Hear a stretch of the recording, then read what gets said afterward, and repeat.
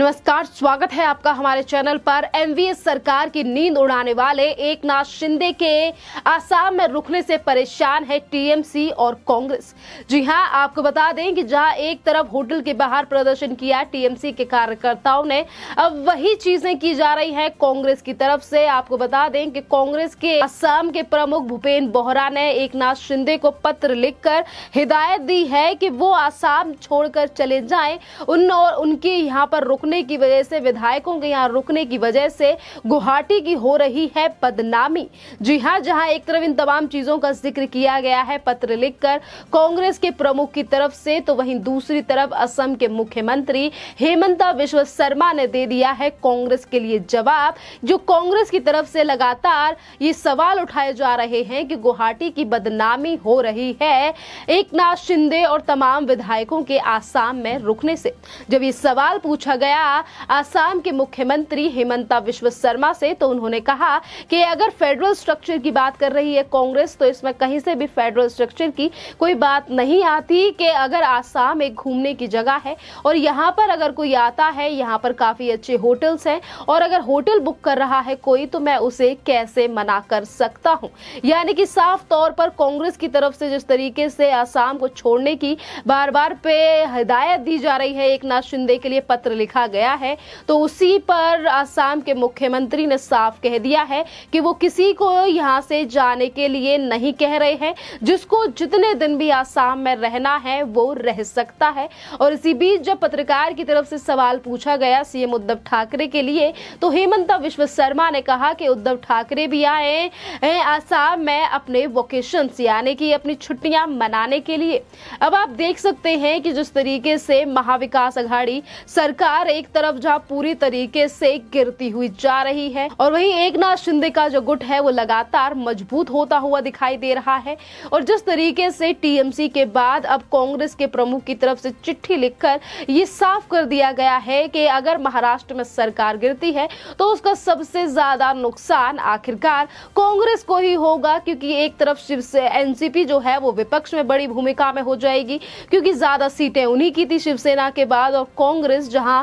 एक एक जगह से यानी कि पूरे भारत से एक एक कर विलुप्त होती जा रही है, तो अब महाराष्ट्र से भी कांग्रेस का जो पत्ता है वो साफ हो सकता है। मतलब वहां से भी सरकार जा सकती है। और यही चीजें आज जो सियासी गलियारों से खबरें आ रही है वो यही दिखा रही है कि किस तरीके से ये कांग्रेस की बौखलाहट है, और इसीलिए बार बार पर विधायकों को आसाम छोड़ने के लिए कहा जा रहा है। खैर, अगर कांग्रेस सत्ता में तो है नहीं आसाम में, अगर वहां के मुख्यमंत्री ने ये तमाम बातें कह दी हैं, तो फिर इन चीजों का कोई मतलब नहीं दिखाई दे रहा है। खैर, इसके बाद अगर हम बात करें कि किस तरीके से हेमंता बिश्व शर्मा ने सीएम उद्धव ठाकरे को वोकेशन मनाने के लिए कह दिया है आसाम में, और इसी के साथ अगर जनता की भी बात करें तो जनता भी दे रही है कांग्रेस के लिए जवाब कि आखिरकार कांग्रेस के जो प्रमुख हैं वो क्यों कह रहे हैं एकनाथ शिंदे को आसाम छोड़ने के लिए। आपको बता दें कि एक्स सेक्युलर नाम के ट्विटर पर जो है यूजर है, उन्होंने लिखा है कि पप्पू ने खरीद लिया है क्या आसाम। तो वहीं दूसरी तरफ चेतन भट्ट नाम के जो यूजर है, उन्होंने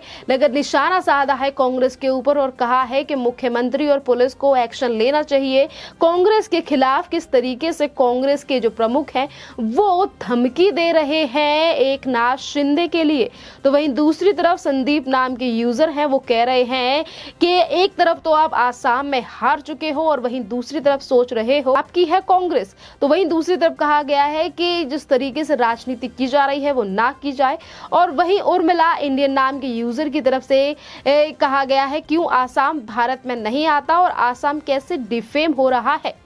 तो तमाम जो लोग हैं वो लगातार सवाल उठा रहे हैं कांग्रेस की इन नीतियों को लेकर। तो आपको बता दें कि आसाम में विधायकों की जिस तरीके से बाढ़ आ रही है, यानी कि एक तरफ एकनाथ शिंदे का जो गुट है वो लगातार मजबूत होता हुआ दिखाई दे रहा है, जहां एक के बाद एक विधायक जो हैं वो एकनाथ शिंदे के दल में बढ़ते जा रहे हैं, और वहीं एमवीए जो सरकार है वो पड़ती जा रही है कमजोर। और इसीलिए टीएमसी से लेकर कांग्रेस जो है वो इस तरीके से विरोध कर रही हैं एकनाथ शिंदे और उनके गुट के आसाम में रहने से। आपको बता दें कि आज अगर ये तमाम बातें कांग्रेस प्रमुख की तरफ से पत्र लिखकर कही गई हैं, तो कल वेस्ट बंगाल के मुख्यमंत्री ममता बनर्जी की तरफ से भी इन्हीं चीजों को दोहराया गया था और भारतीय जनता पार्टी को जिम्मेदार ठहराया गया था कि आज अगर एकनाथ शिंदे एमवीए से अलग हुए हैं, उन्होंने कहा कि आज बीजेपी की सत्ता है तो वो सभी की सरकार तोड़ रही है, पर कभी आपकी भी सरकार टूट सकती है। और वहीं कहा गया कि ये जो विधायक हैं, तमाम जो एमएलए हैं जो आसाम में रुके हुए हैं, इन्हें वेस्ट बंगाल भेज दीजिए। ये तमाम बातें कही गई वेस्ट बंगाल की मुख्यमंत्री ममता बनर्जी की तरफ से। और वहीं दूसरी तरफ टीएमसी के जो कार्यकर्ता हैं, उन्होंने काफी ज्यादा हंगामा और प्रदर्शन किया होटल के बाहर और उन लोगों को भी हिरासत में ले लिया गया आसाम पुलिस की तरफ से।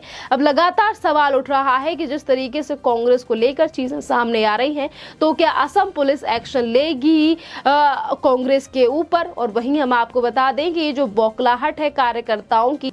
एकनाथ शिंदे के इस कदम को लेकर कि किस तरीके से उन्होंने एमवीए सरकार को छोड़कर अब अपना एक गुट तैयार कर लिया है और वो गुट लगातार मजबूत होता हुआ नजर आ रहा है। तो जहां एक तरफ कांग्रेस टीएमसी, तो वहीं दूसरी तरफ महाराष्ट्र में शिवसेना के जो कार्यकर्ता हैं वो पोत रहे हैं काले के एकनाथ शिंदे के पोस्टर्स के ऊपर। और किस तरीके से पोस्टर्स को फाड़ा जा रहा है, ये दर्शा रहा है कि किस ओर चली गई है आखिरकार एमवीए सरकार, जिस एमवीए सरकार को लगातार मजबूत दिखाने की कोशिश की जा रही है। शरद पवार से लेकर संजय राउत जो हमेशा इसी बात का जिक्र कर रहे हैं कि सरकार कहीं जाने वाली नहीं है, सरकार जो है वो नहीं टूटने वाली है, क्योंकि शरद पवार ने भी यही कहा कि विधानसभा में अल्पमत में नहीं बल्कि पूर्ण अच्छे तरीके से अच्छे वोटों से जीतेगी। अगर फ्लोर टेस्ट हुआ भी तो एमवीए सरकार जो है वो अच्छे वोटों से जीतेगी। उद्धव सरकार जो है वो विश्वास मत पारित करेगी। अब तमाम चीजों को एक तरफ रखिए और वहीं जो कार्यकर्ता हैं उनकी जिस तरीके से चीजें और हरकतें और बौखलाहट सामने आ रही हैं, वो कुछ और ही चीजें दर्शा रही हैं कि किस तरीके से एकनाथ शिंदे के पोस्टर्स को फाड़ा जा रहा है। और वहीं दूसरी तरफ किस तरीके से अगर वो आसाम में उनका जो गुट है वो वहां रुका हुआ है, तो किस तरीके से उन्हें वहां से निकालने की कोशिश की जा रही है कि वो वहां से निकले, कहीं और पहुंच जाएं। आपको बता दें कि इस समय पर गुवाहाटी से निकल चुके हैं एकनाथ शिंदे और वो मीटिंग करने के लिए महाराष्ट्र आ रहे हैं, जिस तरीके की अपडेट्स हमें मिल रही हैं। पर यहीं पर अगर नेता यहां पर रुके हुए हैं तो ये पहली बार नहीं है, क्योंकि जिन 12 विधायकों ने एमवीए सरकार से यानी कि शिवसेना से पहले बगावत कर जो एकनाथ शिंदे के साथ पहले उनके साथ आए, पहले ये गुवाहाटी नहीं बल्कि सूरत यानी कि गुजरात पहुंचे थे, गुजरात के सूरत पहुंचे थे और उसके बाद पहुंचे हैं असम की राजधानी गुवाहाटी। और यहाँ पर अगर ये यहाँ पर डेरा डाल के बैठे हुए हैं तो इसको लेकर लगातार हटाने का प्रयास किया जा रहा है। और इन्हीं बातों का जिक्र किया गया था प्रेस कॉन्फ्रेंस के दौरान एनसीपी प्रमुख शरद पवार की तरफ से, और कहा गया था कि विधायकों को वापस आना चाहिए क्योंकि एमवीए सरकार के भाग्य का जो फैसला है वो गुवाहाटी नहीं बल्कि विधानसभा में होगा। लगातार गुवाहाटी से बुलाने की जो कोशिश है या फिर बुलाने की ही कोशिश हम कहेंगे, चाहे फिर वो टीएमसी हो, कांग्रेस हो या फिर वो एनसीपी के प्रमुख शरद पवार हो, पर जिस तरीके से लगातार कोशिश जो की जा रही है तमाम पार्टियों की तरफ से, नेताओं की तरफ से, वो कोशिश पूरी तरीके से विफल होती हुई नजर आ रही है, क्योंकि वहां से एक भी विधायक नहीं गया है इधर से उधर और ना ही तो किसी ने महाराष्ट्र आने की बात की है। सिर्फ एकनाथ शिंदे ही निकले हैं मीटिंग और किसी का मीटिंग करने के लिए महाराष्ट्र के लिए। अब देखना अहम होगा कि जिस तरीके से एमवीए सरकार की तरफ से लगातार जो कोशिशें हैं वो की जा रही हैं नाराज विधायकों को मनाने के लिए, और वहीं एकनाथ शिंदे जो हैं वो अपनी बात पर बरकरार है। उनकी तरफ से एक भी बार नहीं कहा गया है कि वो एमवीए सरकार में वापस आएंगे। उनकी तरफ से लगातार जोर दिया जा रहा है कि शिवसेना पहले एमवीए के साथ गठबंधन को तोड़े, उसके बाद बात करे, क्योंकि जिस वक्त पर शिवसेना के राज्यसभा सांसद संजय राउत ने कहा कि अगर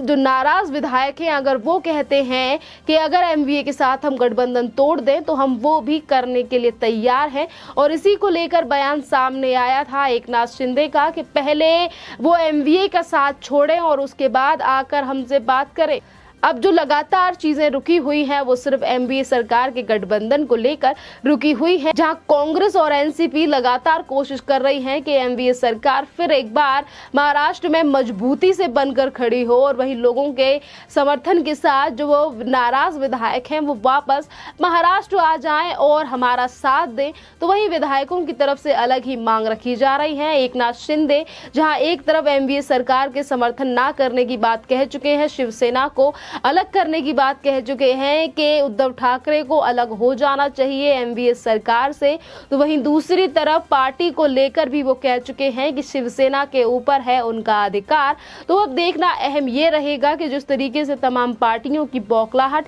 आज एकनाथ शिंदे को लेकर सामने आ रही है, पर उसके बावजूद भी एकनाथ शिंदे ने अपना कोई भी फैसला अभी तक नहीं बदला है। जिस तरीके से उन्होंने शुरुआत से ही कहा है एनडीए सरकार के साथ शिवसेना का रहना सही नहीं है, क्योंकि इससे सिर्फ शिवसेना का ही नुकसान हुआ है। तो अब देखना अहम रहेगा कि किस तरीके से और भी ज्यादा राजनीति इस पूरे मुद्दे पे होती है और जिस तरीके से पल पल समीकरण महाराष्ट्र में बदल रहे हैं, किस तरीके से अब ये सवाल जो बना हुआ है एनडीए सरकार रहेगी या नहीं, आखिरकार इस सवाल पर अब सभी की नजरें टिकी हुई हैं और अगला क्या स्टेप रहेगा एकनाथ शिंदे का, इस पर भी सबकी नजरें टिकी हुई हैं। खैर, इस टॉपिक पर आपका क्या कहना है आप हमें कमेंट करके जरूर बताइए। धन्यवाद।